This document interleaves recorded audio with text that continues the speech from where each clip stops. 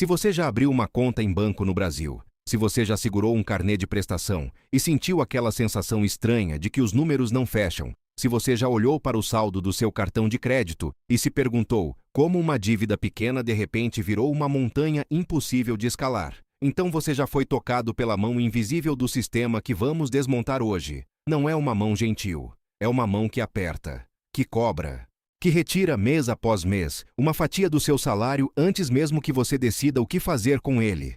E no centro desse sistema, com uma arenosa fachada de Banco Democrático do Povo Brasileiro, ergue-se um dos maiores impérios financeiros do Hemisfério Sul. Um banco que começou vendendo a ilusão do sonho para os pobres e que hoje lucra bilhões de reais por trimestre, enquanto o brasileiro médio vive num estado permanente de endividamento avassalador.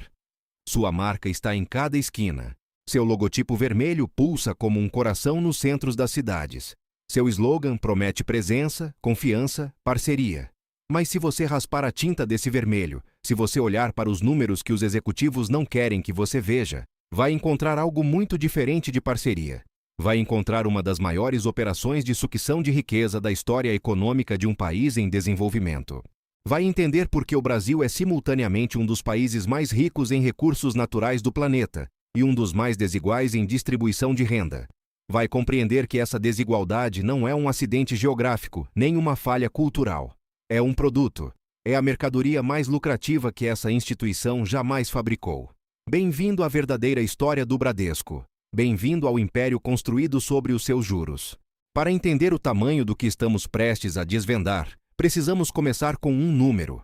Um único número que resume a violência silenciosa que o sistema bancário brasileiro exerce sobre sua população há décadas. Em 2023, as taxas de juros do rotativo do cartão de crédito no Brasil atingiram a marca histórica de 445% ao ano. 445%. Pense nisso por um momento. Se você colocasse R$ 1.000 numa dívida de cartão de crédito e simplesmente deixasse acumular, em 12 meses você deveria mais de R$ 5.000. Em 2 anos, o valor seria astronômico.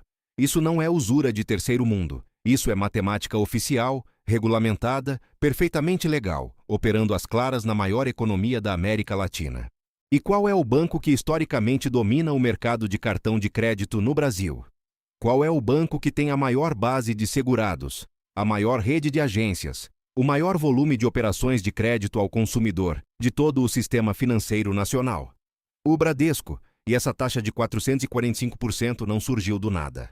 Ela é o resultado de décadas de construção deliberada de um sistema, onde os bancos têm poder suficiente para ditar as regras, onde a concorrência é uma ilusão bem embalada e onde o cliente não é um parceiro, é uma fonte de extração.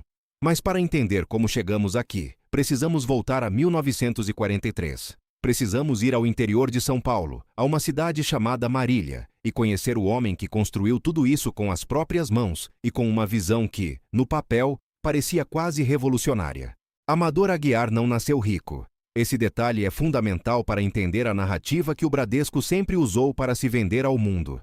Amador era filho de lavradores, tinha apenas o estudo primário e chegou ao mundo dos bancos pela porta dos fundos, como escriturário, fazendo contas à mão em livros de capa dura. Era um homem miúdo, de fala mansa, que vestia roupas simples mesmo depois de acumular uma fortuna que poucos brasileiros poderiam imaginar. Em 1943, junto com o sócio Lázaro de Godoy Brandão, Amador fundou na rua Santos Dumont, em Marília, o Banco Brasileiro de Descontos, que mais tarde seria carinhosamente abreviado para Bradesco. A ideia original era sedutora, e é preciso que se diga, genuinamente inovadora para a época. Amador enxergou o que os grandes banqueiros das capitais não conseguiam ver ou não queriam ver. Enxergou os invisíveis da economia brasileira. Os migrantes nordestinos que chegavam às cidades minguadas do interior paulista para trabalhar nas fazendas de café. Os pequenos comerciantes que guardavam o dinheiro embaixo do colchão porque o banco da cidade tinha um ar de templo inacessível. Os trabalhadores rurais que nunca tinham pisado numa agência bancária porque a agência era um lugar para gente de outro nível social. Amador disse a esses homens e a essas mulheres que eles eram bem-vindos. Disse que o Bradesco era o banco deles, o banco do povo. E para provar isso, fez algo que nenhum banco brasileiro tinha feito antes em tal escala. Abriu agências no interior profundo. Levou o sistema bancário para onde ele nunca tinha chegado.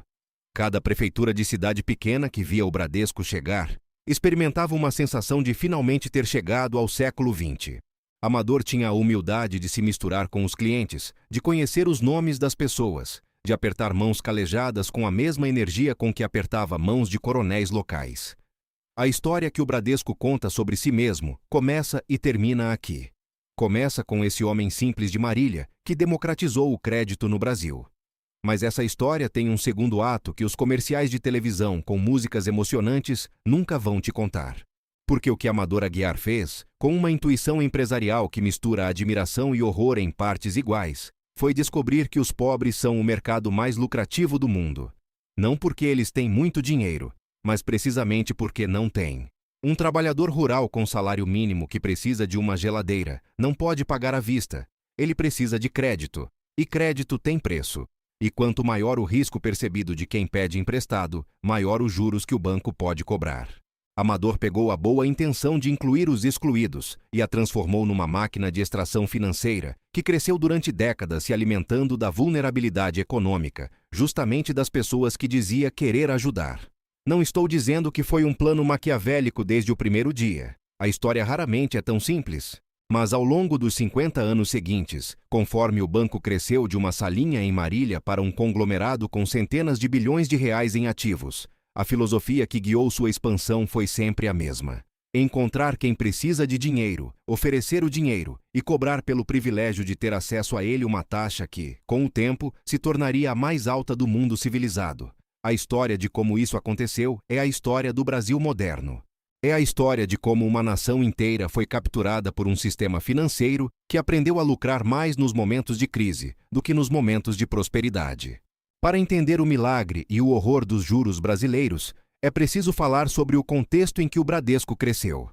A segunda metade do século XX no Brasil foi marcada por episódios de inflação que não têm paralelo no mundo desenvolvido. Na década de 1980, a inflação chegou a ultrapassar 2.500% ao ano. Pense nessa número. 1 quilo de arroz que custava um cruzado em janeiro custava 26 cruzados em dezembro. Os salários eram reajustados mensalmente. Os preços nos supermercados mudavam enquanto os repositores empurravam os carrinhos pelos corredores. Era uma loucura econômica de proporções apocalípticas. E quem lucrava nessa loucura? Os bancos. De uma forma escandalosa e documentada, os bancos brasileiros desenvolveram durante o período inflacionário um modelo de negócio sem paralelo no mundo. Como a inflação corroía o poder do dinheiro a uma velocidade vertiginosa, qualquer empresa ou indivíduo que recebia pagamentos pela manhã precisava aplicar esse dinheiro imediatamente para não perder valor. Os bancos eram os intermediários obrigatórios desse processo. Eles recebiam o dinheiro dos clientes, aplicavam em títulos do governo indexados à inflação, ganhavam o diferencial chamado floating e devolviam ao cliente uma fração menor do que ganhavam. Era uma transferência monumental de riqueza da população para o sistema financeiro, operando de forma automática, invisível, embutida na própria mecânica da hiperinflação. O Bradesco cresceu nesse ambiente, como um organismo que evolui para prosperar num ecossistema tóxico. Enquanto os brasileiros corriam para o banco para salvar seus salários da inflação, o banco lucrava com a velocidade dessa corrida. Quando o Plano Real de 1994 finalmente matou a inflação, todos esperavam que os bancos perdessem sua principal fonte de renda. O que aconteceu foi exatamente o oposto, e aqui está o gênio perverso do sistema. Com a estabilização da moeda, os bancos brasileiros precisavam encontrar um novo modelo de lucro, e encontraram. Se antes lucravam com o floating inflacionário, agora passariam a lucrar com algo ainda mais eficiente e muito mais visível para o cliente: o crédito ao consumidor. O Brasil saía do período de hiperinflação com uma população faminta por consumo. As pessoas queriam comprar. Queriam a geladeira nova, o televisor em cores, o sofá da sala que nunca puderam ter porque ninguém investia em bens duráveis durante a inflação desenfreada. E os bancos estavam ali, de portas abertas, com cartões de crédito na mão e cheques especiais generosos, prontos para financiar esse sonho. Mas o preço desse financiamento foi fixado num patamar que atendia a uma única lógica: a lógica do oligopólio. No Brasil, 5 bancos controlam aproximadamente 85% de todos os ativos do sistema financeiro nacional. 5. Bradesco, Itaú, Banco do Brasil, Caixa Econômica Federal e Santander. quando você tem apenas 5 jogadores dominando um mercado que é essencial para toda a população, a competição deixa de existir no sentido real da palavra. O que existe é uma coordenação tácita, não necessariamente ilegal no sentido penal, mas absolutamente eficaz em manter as taxas de juros num patamar que não tem equivalente em nenhum país com sistema financeiro desenvolvido. Enquanto em países como Alemanha, Canadá ou Holanda, as taxas de juros ao consumidor giram entre 3% e 12% ao ano, no Brasil, antes mesmo do escândalo do rotativo do cartão de crédito, o cheque especial cobrava regularmente 300% ao ano. E o Bradesco era, consistentemente, um dos líderes dessas taxas. Vamos falar sobre o cheque especial, porque esse produto é talvez o exemplo mais perfeito de como o sistema bancário brasileiro transformou a vulnerabilidade humana em fonte de receita. O cheque especial foi introduzido no Brasil como uma ferramenta de emergência. A ideia, pelo menos a que foi vendida ao público, era simples.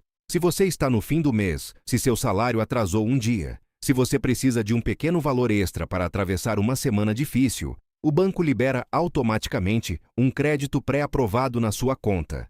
Conveniente. Humano. Quase generoso. Exceto pelo detalhe que está escrito em letra miúda no contrato que ninguém lê. As taxas de juros do cheque especial no Brasil historicamente oscilaram entre 200% e 400% ao ano. 400% ao ano. Para quem usa o produto como foi prometido, como um recurso de emergência por 2 ou 3 dias, o impacto é pequeno. Mas para as dezenas de milhões de brasileiros que vivem no limite financeiro permanente, que entram no cheque especial no dia 20 e só saem quando o salário cai no dia 5 do mês seguinte, o produto funciona como uma armadilha sofisticada. Você entra no vermelho. O banco começa a cobrar juros diários. Quando o salário cai, parte vai para pagar os juros. O que sobra não é suficiente para o mês. No dia 20 você volta para o cheque especial. E assim o ciclo se repete, mês após mês, ano após ano, sugando uma fatia crescente da renda de quem menos pode perder. O Bradesco, durante décadas, foi campeão nessa categoria. Consistentemente entre as taxas mais altas do sistema. E quando questionado sobre isso em audiências públicas e entrevistas, a resposta dos executivos era sempre a mesma variação de um mesmo tema. O risco do crédito no Brasil é alto. A inadimplência é elevada. Não temos escolha. A taxa reflete o custo real de emprestar dinheiro nesse ambiente. É uma resposta tecnicamente impecável. E é também uma mentira por omissão de proporções épicas. Porque o que essa resposta não conta é a margem. O spread bancário. Esse termo técnico que os economistas usam, mas que deveria ser ensinado em todas as escolas do Brasil desde o ensino fundamental. O spread bancário é a diferença entre o quanto o banco paga para captar dinheiro, seja de depositantes, seja do mercado, e o quanto ele cobra para emprestar esse mesmo dinheiro. No Brasil, esse spread é o maior do mundo entre as economias de relevância global. Não é o segundo maior. Não é um pouco mais alto que a média. É o maior, por uma margem significativa.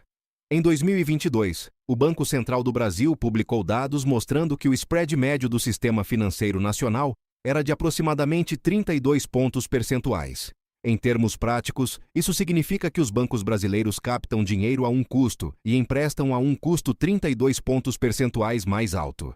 Para colocar em perspectiva, na zona do euro, esse spread médio é de aproximadamente 2 pontos percentuais. No Brasil é 16 vezes maior. E quem paga esse spread são as famílias e as empresas que precisam de crédito para funcionar. São os brasileiros. E o Bradesco, historicamente posicionado nas faixas de renda mais baixa e média da população, sempre foi um dos maiores beneficiários desse sistema. Quando o banco publica resultados trimestrais mostrando lucros de 6, 7, 8 bilhões de reais por trimestre, esse dinheiro não apareceu do nada. Ele saiu do bolso de alguém.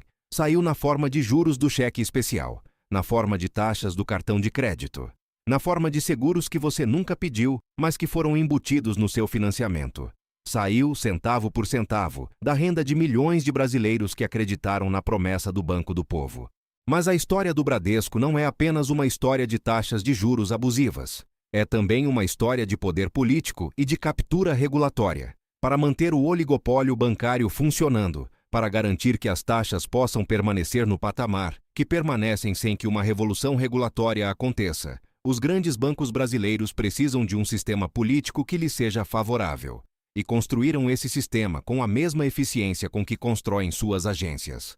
O lobby do setor financeiro no Brasil é, por qualquer métrica que você queira aplicar, um dos mais organizados e eficazes do país. A FEBRABAN, a Federação Brasileira de Bancos, é uma das entidades de representação empresarial mais influentes do Congresso Nacional. Seus estudos e posicionamentos chegam às assembleias legislativas estaduais e aos corredores do Planalto embalados em linguagem técnica impecável, em relatórios de capa dura e apresentações de PowerPoint que poucos parlamentares têm capacidade ou disposição de questionar. O argumento central desse lobby é sempre o mesmo. Se você regular mais o setor bancário, se você forçar uma redução dos spreads por decreto, os bancos vão emprestar menos, o crédito vai sumir da economia e o PIB vai encolher. É um argumento com alguma base teórica que é usado com uma frequência e uma intensidade que revela seu verdadeiro propósito. Não é uma análise econômica honesta. É uma ameaça velada embalada em linguagem acadêmica. E funcionou durante décadas. Cada tentativa mais séria de regular os juros no Brasil esbarrou nesse muro de argumento técnico e poder político. Não estou dizendo que o Bradesco compra parlamentares individualmente num envelope marrom. Estou dizendo algo muito mais sistemático e muito mais perturbador.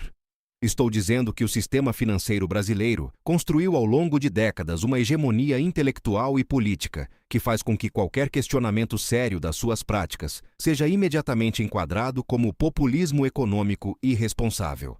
Quando um político propõe tabelar juros, os economistas do sistema bancário aparecem em todos os canais de televisão, explicando por que isso seria catastrófico. Quando um juiz decide em favor de um consumidor lesado por taxas abusivas, os advogados dos bancos recorrem até a última instância. Quando o Banco Central tenta implementar medidas de transparência que facilitem a comparação de taxas entre instituições, o processo regulatório é alongado por anos de consultas e audiências públicas, onde a voz mais organizada e mais bem financiada é a dos próprios bancos. É uma democracia capturada. Um sistema onde as regras que deveriam proteger os cidadãos das instituições mais poderosas são escritas na prática pelas próprias instituições. E o Bradesco, como um dos pilares desse sistema, sempre esteve no centro dessa captura.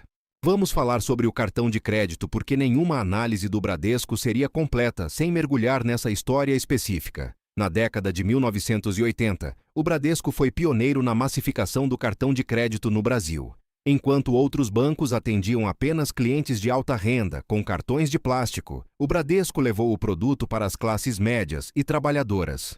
Mais uma vez, a narrativa de inclusão financeira era real e sedutora. Pela primeira vez, um trabalhador de colarinho azul podia ir a uma loja e comprar sem precisar ter o dinheiro na hora. Era uma revolução social genuína. E era também o início de uma das maiores transferências de renda da história do capitalismo brasileiro. Porque o cartão de crédito tem uma mecânica que, se você não entender completamente, vai te destruir. A fatura mensal dá ao usuário a ilusão de que a dívida é pequena. Você gasta R$2.000 no mês, mas a fatura diz que você pode pagar o mínimo de R$100. R$100 parece razoável, parece administrável. O que a fatura não diz com a clareza necessária é que os R$1.900 que você não pagou vão entrar no rotativo. E o rotativo, a taxa de juros aplicada ao saldo não pago do cartão de crédito, é onde o sistema bancário brasileiro revela sua face mais predatória. O Brasil é o único país do mundo onde a taxa do rotativo ultrapassou 400% ao ano, e continuou assim por um tempo significativo antes de qualquer regulação eficaz. Isso não é exagero, isso é dado do Banco Central do Brasil. Em 2016, a Associação Brasileira de Defesa do Consumidor calculou que um consumidor que parcelasse o mínimo de uma dívida de R$10.000 no rotativo do cartão demoraria décadas para quitá-la e pagaria mais de R$100.000 no total. A dívida original era R$10.000. O custo total era R$100.000, 10 vezes o valor inicial. E isso é matematicamente possível quando a taxa anual passa de 400%. O Bradesco, com a maior base de cartões de crédito do Brasil por muitos anos, foi um dos mais prolificadores beneficiários desse produto. Quando, em 2017, o governo finalmente regulou o rotativo, obrigando os bancos a converterem a dívida em parcelamento após 30 dias, a medida foi apresentada como uma vitória do consumidor. E foi, dentro dos limites do possível num sistema capturado. Mas nem mesmo essa regulação atacou a raiz do problema. Atacou um sintoma enquanto a doença continuava intacta. Há outro capítulo dessa história que raramente aparece nas manchetes econômicas, mas que é igualmente revelador. É a história de como o Bradesco construiu seu império nos seguros, e como esse segmento se tornou talvez o maior exemplo de venda casada sistemática perpetrada com a força da conveniência e da assimetria de informação. A Bradesco Seguros é hoje um dos maiores grupos seguradores da América Latina. Cobre saúde, vida, automóveis, residências, previdência privada. E durante décadas o banco se tornou expert em uma prática que é proibida, mas que era amplamente praticada: a venda casada. Você vai ao banco contratar um financiamento imobiliário, o gerente é gentil, apresenta as condições, e então, quase como um detalhe administrativo, menciona que o seguro de vida e o seguro do imóvel precisam ser contratados junto, pela sua própria seguradora, a preço que ela define, em condições que ela escolhe. Você poderia teoricamente contratar o seguro em outra empresa. Mas o gerente gentil subentende que o processo ficaria mais complicado, que a aprovação poderia demorar mais, que a taxa poderia ser diferente. É uma pressão suave, não explícita, mas absolutamente eficaz.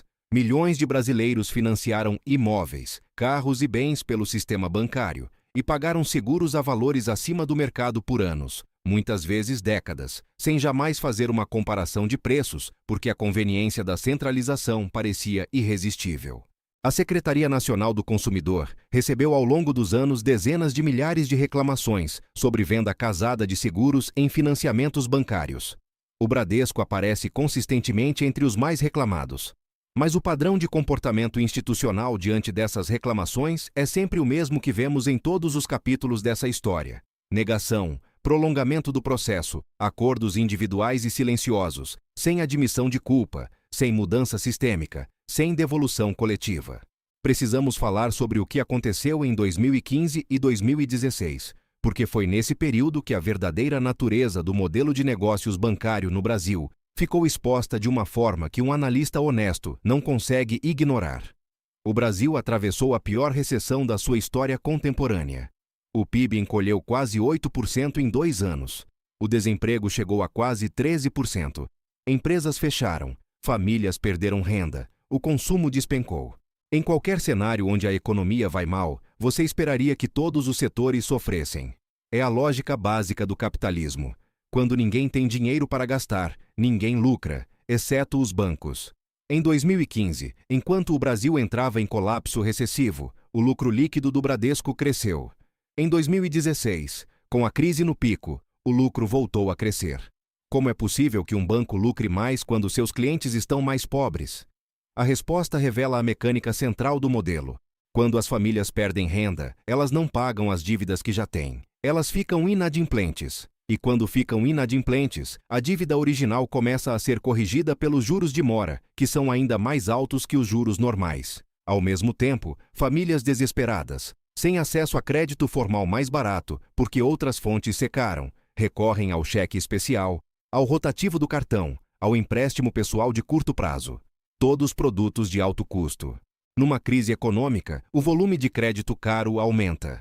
A base de endividados a taxas altas cresce. E o banco, que é o único ator com acesso garantido a capital durante a crise porque tem o Bacen como emprestador de última instância, expande sua margem. É uma lógica que transforma a miséria alheia em dividendo próprio.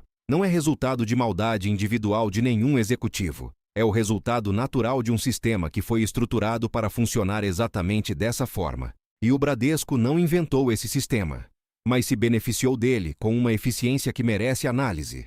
Para entender o tamanho real do que o Bradesco representa no contexto da desigualdade brasileira, é necessário olhar para um número que raramente aparece nas análises financeiras convencionais.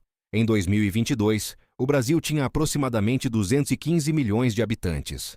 Desse total, quase 70% das famílias declaravam ter dívidas ativas, e mais de um terço declarava ser incapaz de pagar essas dívidas dentro do prazo.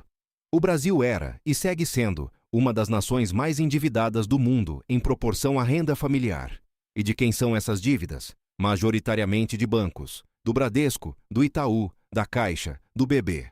Ao mesmo tempo, o setor financeiro brasileiro representa consistentemente entre 25% e 30% dos lucros totais de todas as empresas listadas na Bolsa de Valores brasileira.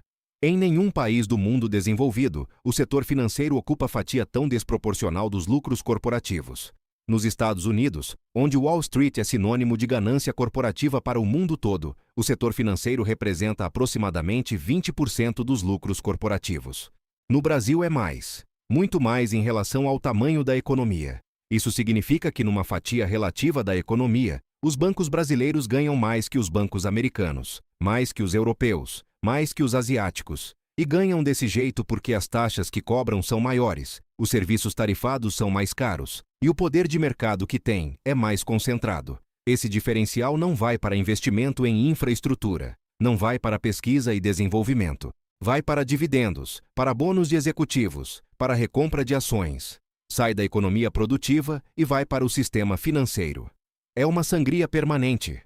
Uma transferência diária e silenciosa de riqueza das famílias brasileiras para os acionistas dos bancos, grande parte deles, aliás, fundos internacionais com sede em Nova York e Londres. O Banco do Povo, fundado por Amador Aguiar para servir os excluídos, tem seus principais acionistas no polo oposto da pirâmide econômica global. Existem momentos específicos na história do Bradesco onde o conflito entre a narrativa pública e a realidade institucional fica especialmente visível.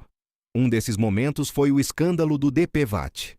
O DPVAT é o seguro obrigatório de trânsito brasileiro, pago por todos os proprietários de veículos e destinado a indenizar vítimas de acidentes. Durante anos, a gestão desse seguro foi dominada por um consórcio liderado pelo Bradesco.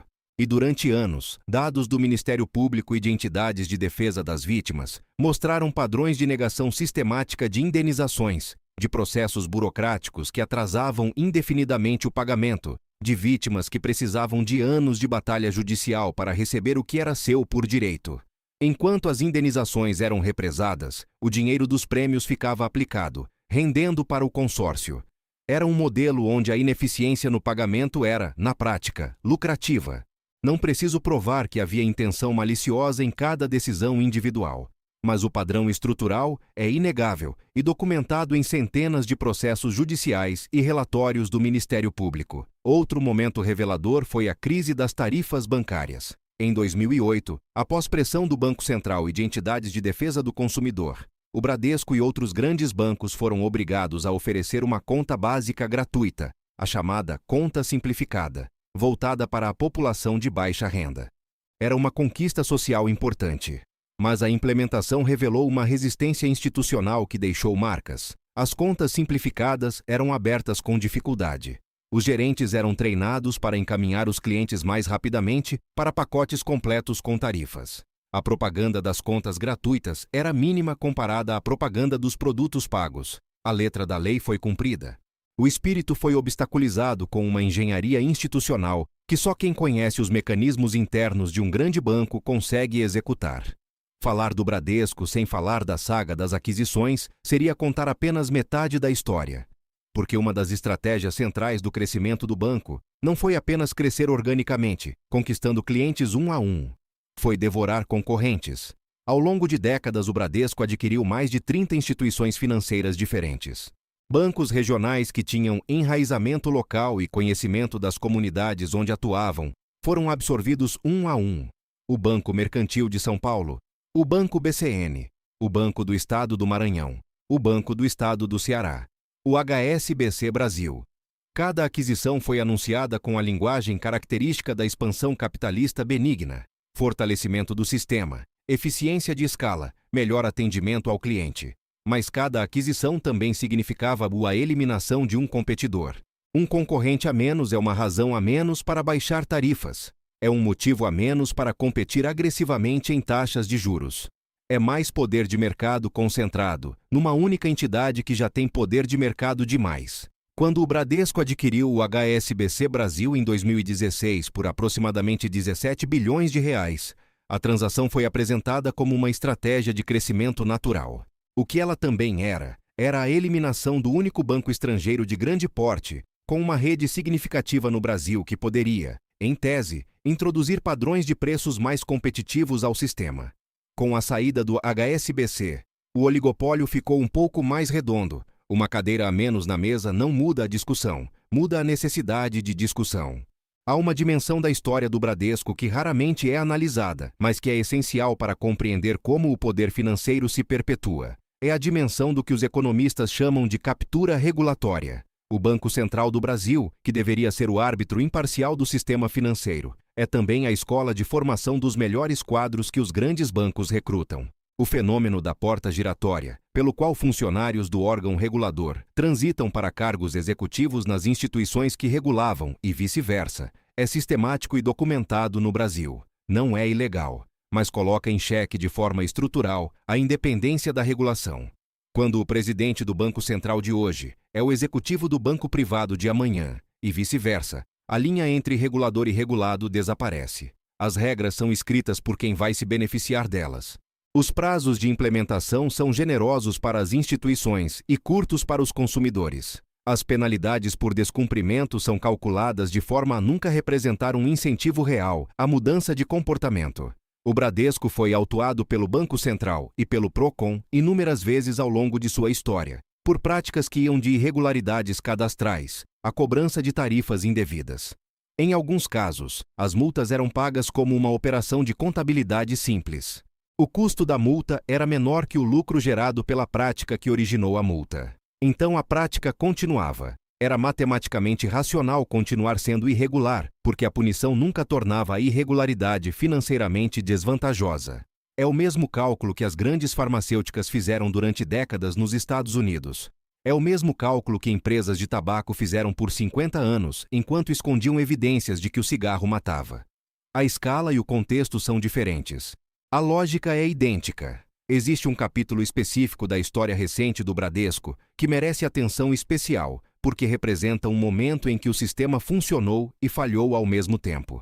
Em 2015, a Operação Zelotes, uma ramificação da Lava Jato, investigou suspeitas de que empresas do setor financeiro pagaram propinas a conselheiros do CARF, o Conselho Administrativo de Recursos Fiscais, para ganhar recursos tributários. O Bradesco foi um dos nomes que apareceu nas investigações. A empresa negou irregularidades. O processo foi longo e tortuoso, como todos os processos que envolvem grandes corporações no Brasil, onde os recursos jurídicos disponíveis para quem tem dinheiro suficiente transformam a justiça num exercício de resistência pela exaustão. O que ficou dessa investigação, independentemente do resultado final dos processos, foi a visibilidade de um sistema onde a otimização fiscal das grandes corporações financeiras opera numa zona cinzenta de tal forma que mesmo os órgãos de controle do Estado têm dificuldade em distinguir onde termina o planejamento tributário legítimo e começa a manipulação do sistema.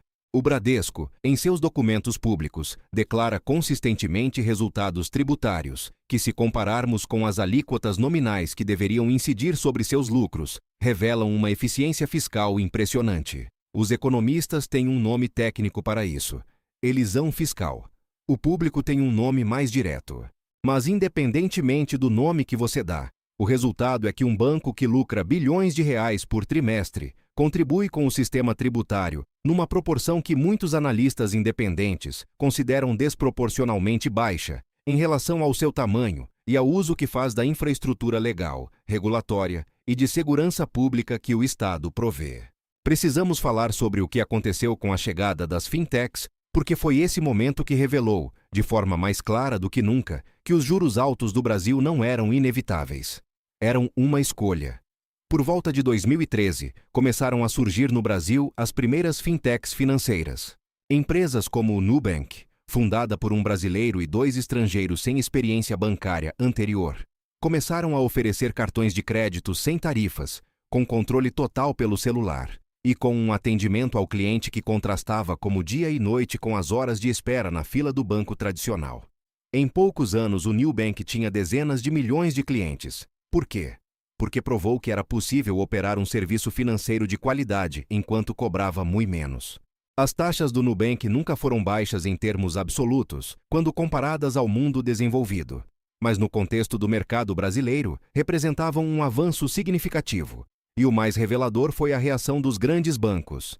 Inicialmente desdenharam. Os executivos do Bradesco e do Itaú apareceram em entrevistas dizendo que o modelo de negócios das fintechs não era sustentável, que sem uma rede de agências, sem a robustez de um banco centenário, elas não sobreviveriam. Depois tentaram criar competidores internos. O Bradesco lançou o Next, um banco digital dentro do próprio grupo. O Itaú lançou o iti. Não é à toa que esses produtos digitais dos grandes bancos nunca tiveram tarifas significativamente menores que o banco-mãe. Porque se o Next oferecesse juros drasticamente menores, colocaria em questão a justificativa de toda a estrutura de preços do Bradesco.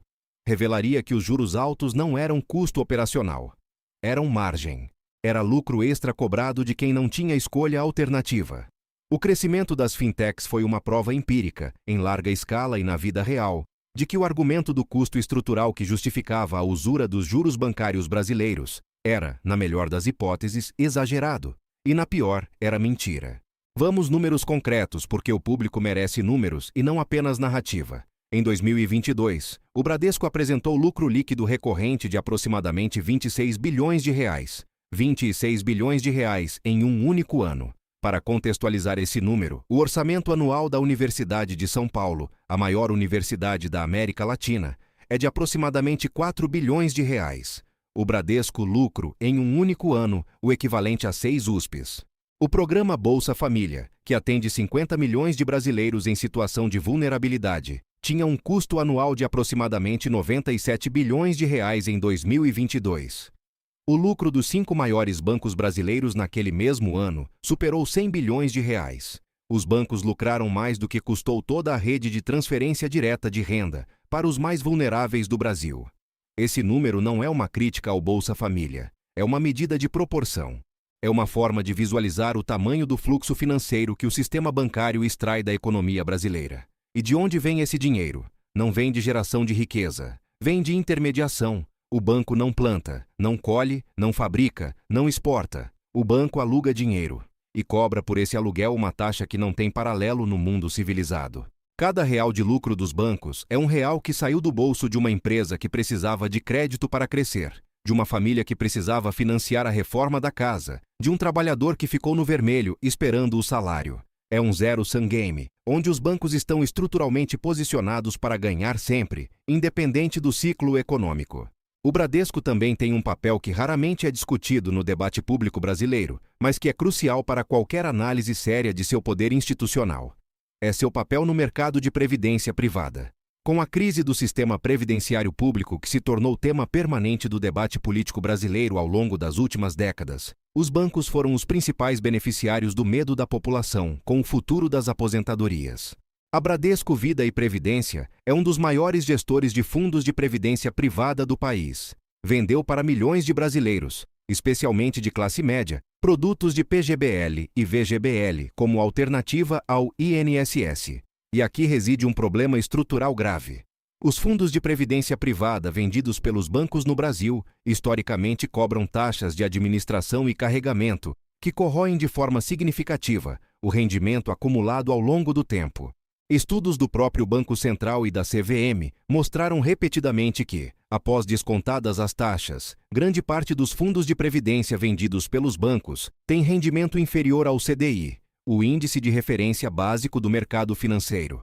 Isso significa que o brasileiro médio que coloca dinheiro num fundo de previdência do banco está frequentemente ganhando menos do que ganharia num simples investimento em tesouro direto ou num fundo de index.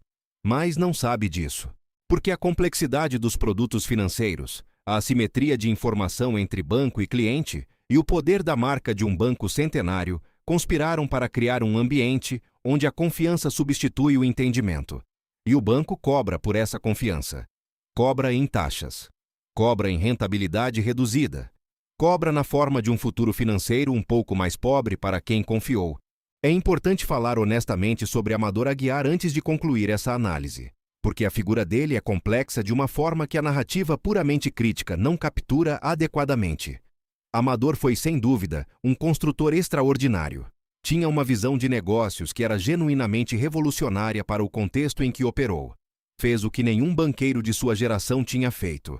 Levou o sistema financeiro para onde ele não chegava. Em muitos sentidos, o Bradesco de Amador foi uma força de inclusão real, numa época em que a exclusão financeira era a norma. O problema não foi Amador. O problema foi o sistema que ele construiu sem criar os mecanismos de freio que qualquer sistema de tal poder precisaria ter.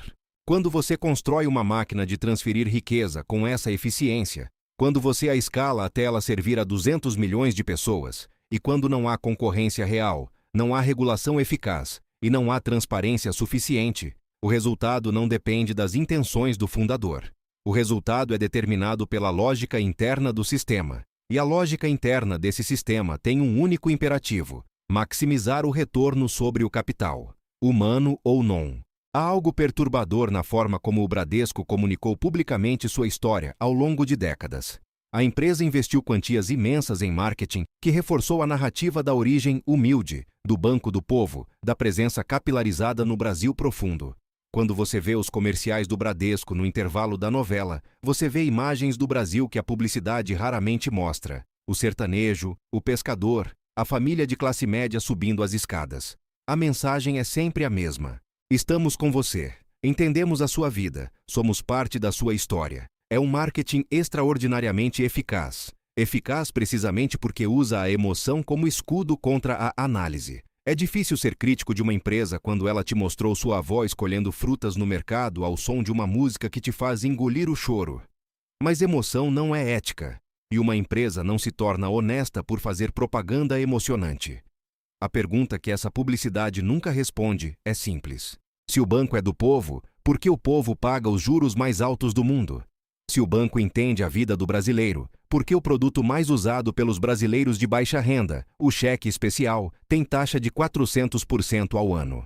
Se o banco está com você, por que quando você precisa negociar uma dívida, a empresa de cobrança que liga na sua casa faz isso da forma que o Procon classifica como abusiva, com uma frequência tão consistente? A resposta a essas perguntas não está nas propagandas. Está nos balanços financeiros. Está nos dados do Banco Central. Está nas centenas de milhares de reclamações registradas no site consumidor.gov.br, onde o Bradesco aparece ano após ano entre as instituições mais reclamadas do país, com maior proporção de reclamações não resolvidas do que seria esperado de uma empresa que se define por seus valores de proximidade e parceria. O que acontece com o Brasil se nada mudar? Se o oligopólio bancário continuar operando nas condições que opera hoje, se o spread continuar no patamar em que está, se a captura regulatória continuar impedindo reformas estruturais reais. Os economistas têm um nome para esse cenário. Chamam de equilíbrio de baixo crescimento. Quando o crédito é caro, as empresas investem menos. Quando as empresas investem menos, a produtividade cresce mais devagar. Quando a produtividade cresce mais devagar, os salários ficam estagnados. Quando os salários ficam estagnados e o crédito é caro, as famílias se endividam para manter o padrão de consumo. Quando as famílias se endividam, a inadimplência sobe. Quando a inadimplência sobe, o banco justifica taxas mais altas. É um círculo vicioso que se perpetua. E dentro desse círculo, os bancos são o único ator que ganha em qualquer cenário. Ganham quando a economia cresce porque o volume de crédito saudável aumenta. Ganham quando a economia cai, porque o crédito de emergência de alto custo prolifera. Ganham quando a inflação sobe porque os índices de remuneração dos seus ativos acompanham. Ganham quando a inflação cai, porque a estabilidade amplia a base de usuários do sistema financeiro formal. É uma estrutura de negócios tão perfeitamente posicionada que parece quase injusta chamar de negócio. Parece um privilégio estrutural. Um pedágio cobrado de toda uma nação para o uso de um serviço do qual não há alternativa real. Existe uma última história dentro dessa história que precisa ser contada. É a história de Lázaro Brandão, o sócio fundador do Bradesco que viveu muito mais que Amador Aguiar e que presidiu o conselho de administração do banco por décadas. Brandão morreu em 2018 com 98 anos de idade. Era, segundo estimativas da Forbes, um dos homens mais ricos do Brasil, com uma fortuna estimada em vários bilhões de reais. Ele não herdou riqueza. Construiu a partir de uma sociedade numa cidade do interior e viveu para ver esse empreendimento tornar-se um dos maiores bancos do mundo. Em seu país, era tratado com o respeito de um patriarca fundador. Seus pronunciamentos eram raros e por isso valorizados. Quando falava, o Brasil financeiro ouvia. Brandão era, em muitos aspectos, a personificação do sonho meritocrático. O homem que começou do zero e construiu um império. Mas cada império tem fundações. E as fundações do Bradesco foram construídas com um material específico. Foram construídas com os juros que milhões de brasileiros pagaram ao longo de décadas por produtos financeiros essenciais. foram construídas com a renda de trabalhadores aprisionados no cheque especial, de famílias destroçadas pelo rotativo do cartão, de aposentados que viram seus planos de previdência privada renderem menos do que deveriam, porque as taxas de administração eram obscenas. O patrimônio individual de Brandão, assim como o patrimônio coletivo dos acionistas do Bradesco, é o resultado contábil direto desse fluxo de extração. Não há como separar a obra do método. Não há como celebrar o construtor sem perguntar sobre o que foi demolido para que o prédio ficasse de pé. Quando você entra numa agência do Bradesco hoje, tudo está desenhado para tranquilizar você. O móvel é novo, o atendente é treinado, o ambiente diz segurança. A empresa investe bilhões em tecnologia e a sua função também, na experiência do usuário, tem melhorado genuinamente com o tempo. O aplicativo é competente. O Internet Banking funciona. O Pix é rápido. Há uma realidade operacional do banco contemporâneo que é inegável. Mas o problema nunca foi a eficiência operacional. O problema foi e continua sendo o preço. O custo estrutural que a sociedade brasileira paga por ter um sistema bancário tão concentrado, tão protegido politicamente e tão poderoso regulatoriamente, é uma das principais razões pelas quais o Brasil não consegue romper definitivamente com o ciclo de pobreza e desigualdade que nos define como nação. Enquanto o sistema bancário drenar um pedágio de tal magnitude da economia produtiva, qualquer progresso nas outras áreas, na educação, na saúde, na infraestrutura, será amortecido pelo custo do capital, que limita o crescimento de quem iria se beneficiar desse progresso. O Bradesco não é a causa única nem a principal da desigualdade brasileira. Seria desonesto dizer isso. A desigualdade brasileira tem raízes históricas profundas que precedem em séculos a existência de qualquer banco privado.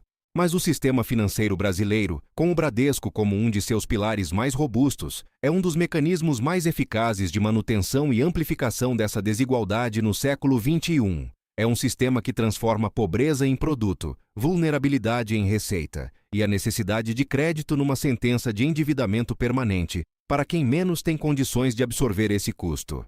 Da próxima vez que você entrar numa agência do Bradesco, ou abrir o aplicativo no celular, ou ver o logo vermelho pulsando na fachada de um prédio do centro da cidade, pare um segundo. Aquele vermelho não é só uma cor de marca, é a cor que os economistas usam nas planilhas para indicar prejuízo. E no balanço das famílias brasileiras que pagam os juros mais altos do mundo por um produto financeiro, o vermelho é uma cor familiar. Como a aspirina da Bayer que alivia a dor, mas foi financiada por horror, o crédito do Bradesco que permite o consumo foi construído sobre décadas de exploração silenciosa, de quem não tinha escolha. A diferença entre os dois casos é que a Bayer teve que enfrentar os tribunais de Nuremberg. Os bancos brasileiros enfrentam, na pior das hipóteses, uma multa que entra como custo operacional e não altera uma linha de comportamento. O sistema continua funcionando. A máquina continua girando. A conta chega sempre no dia certo, com os juros calculados até o último centavo. Porque para a farmácia do endividamento brasileiro, para o Bradesco e seus pares, a precisão nunca falhou.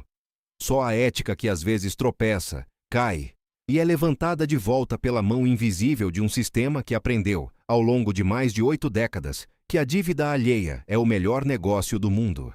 Essa é a verdadeira história do Bradesco. Um banco que começou com uma ideia simples e humana, incluir os excluídos, e que ao longo do tempo se tornou um dos arquitetos mais eficientes de uma forma de exclusão muito mais sofisticada e muito mais lucrativa. A exclusão pelo endividamento, a prisão sem grades que se chama cheque especial, o grilhão elegante que se chama cartão de crédito, o cofre fechado com chave de ouro que se chama previdência privada, com taxa de administração abusiva. Uma ciência para uma vida melhor, dizia a Bayer. Uma parceria para a sua vida, diz o Bradesco. Mas a pergunta que nenhum dos dois quis responder permanece em aberto, suspensa no ar como uma dívida que nunca é quitada. A parceria é para a sua vida, ou é para a vida deles?